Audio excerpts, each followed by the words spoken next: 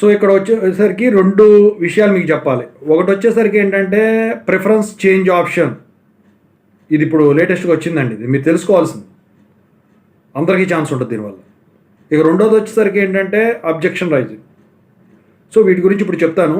చెప్పబోయే ముందు ఇంతవరకు ఛానల్ సబ్స్క్రైబ్ చేసుకుని వీడియో లైక్ చేసి షేర్ చేయండి. మీకు డౌట్స్లో కాల్ ఫర్దర్ కాల్ చేయండి. తెలుగు ఎడ్యుకేషన్ టెలిగ్రామ్ ఛానల్లో జాయిన్ అవ్వండి. ఇక వచ్చేసరికి ఒక హైప్ ఇవ్వండి వీడియోకి. ఇక టాపిక్లో వెళితే ఏంట్రా బాబు అంటే, ముందుగా మీరు అప్లికేషన్ ఫిల్ చేసినప్పుడు ప్రిఫరెన్సెస్ ఇచ్చారు. First preference PGT, second preference TGT, third preference school assistant అని. వీటిలో స్కూల్ అసిస్టెంట్ మంచిదని మీకు తెలుసు, నాకు తెలుసు, అందరికీ తెలుసు. కాకపోతే తర్వాత మార్చుకోవచ్చులే అని చెప్పేసి మీరు ఉద్దేశంలో చేశారు. కానీ తీరా కౌన్సిలింగ్ అయిన తర్వాత వాళ్ళు ఏం చెప్పారు, ఫస్ట్ ప్రిఫరెన్స్ మీరు అప్లికేషన్ అప్పుడు ఏది పెట్టారో అదే మీకు ఇస్తాం అని చెప్పారు. అయితే దీని మీద కోర్టులో కేసు వేయడం జరిగింది, కోర్టు తీర్పు ఇవ్వడం జరిగింది. అట్లా ఇస్తారు ఫస్ట్ ప్రిఫరెన్స్ అని, వాడికి ఏది నచ్చిందో వాళ్ళకే ఇవ్వాలని చెప్పేసి వీళ్ళు తీర్పు ఇవ్వడం జరిగింది.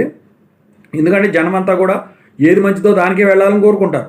అయితే ఇప్పుడు ఇదంతా ఎందుకు చెప్తున్నా అంటే, ఇప్పుడు ప్రిఫరెన్స్ ఆప్షన్లో మీరు 3 ఇచ్చారో, 3 దేనికైనా పోవచ్చు. ఎక్కువ శాతం స్కూల్ అసిస్టెంట్కి వచ్చేస్తారు అందరూ కూడా. డిస్ట్రిక్ట్ వైజ్ ఉంటుంది కాబట్టి ఇప్పుడు పీజీటీ టీజీటీ వదిలిపారేసి అందరూ స్కూల్ అసిస్టెంట్కి వస్తే ఆ డిస్టిక్లో ఉన్న పోస్టులు మొత్తం ఫిల్ అయిపోతాయి.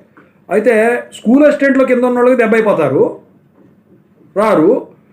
పీజీటీ టీజీటీలో కింద ఉన్న వాళ్ళు ఉంటారు చూసారా, వాళ్ళకి వస్తాయి పోస్టులు. ఓకేనా? సో ఇది ఒకటి. అయితే ఇక్కడ సెలక్షన్ లిస్ట్ తయారైంది అన్నారు కదా జాబితామన్నా. మళ్ళీ ఇప్పుడు సెలక్షన్ లిస్టు ఇది కనుక ఇంప్లిమెంట్ చేస్తే సెలక్షన్ లిస్టు మొత్తం మారిపోద్ది. అంటే రేపు 15వ తారీఖు రావాల్సిన సెలక్షన్ లిస్ట్ అనేది ఇంకా దూరంగా పోయేదానికి ఛాన్స్ ఉంది. ప్రాసెస్ 19వ తారీఖు జరుగుతుంది, అది కూడా లేట్ అయ్యేదానికి ఛాన్స్ ఉంది. మరి ఏం చేస్తారు? అఫీషియల్గా వీళ్ళు చెప్పలేదు.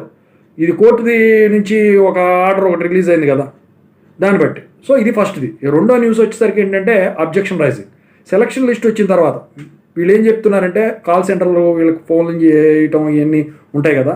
సో వాళ్ళ ఫోన్ చేసినా కూడా వాళ్ళు చెప్పేది ఇదే, ఏంటంటే ఇప్పుడు నాకు 10వ వార్డుకి నాకు కాల్ లెటర్ రాకుండా 15వ వార్డుకి వచ్చింది అంటే అని ఫోన్ చేస్తే వాళ్ళు సెలక్షన్ లిస్ట్ వచ్చిన తర్వాత అందుట్లో చూసుకొని మీరు అప్పుడు అబ్జెక్షన్ రైజ్ చేసుకోండి అని చెప్పి చెబుతున్నారు. మరి అబ్జెక్షన్ రైజ్ చేసుకోవడం కుదురుతుందా?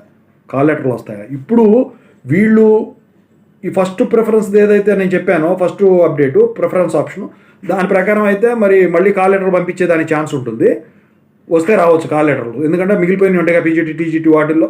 ఇక ఇందుట్లో వచ్చేసరికి అబ్జెక్షన్ రైజింగ్ అనేది ఏంటంటే, ఇప్పుడు ఏపీ హైకోర్టు జాబులకి కీ పేపర్ వచ్చిన తర్వాత అబ్జెక్షన్ రైజింగ్ కొన్ని రోజులు టైం ఇచ్చేసి పెట్టారు. ఇంకా మెరిట్ లిస్ట్ వదలలేదు అనుకోండి.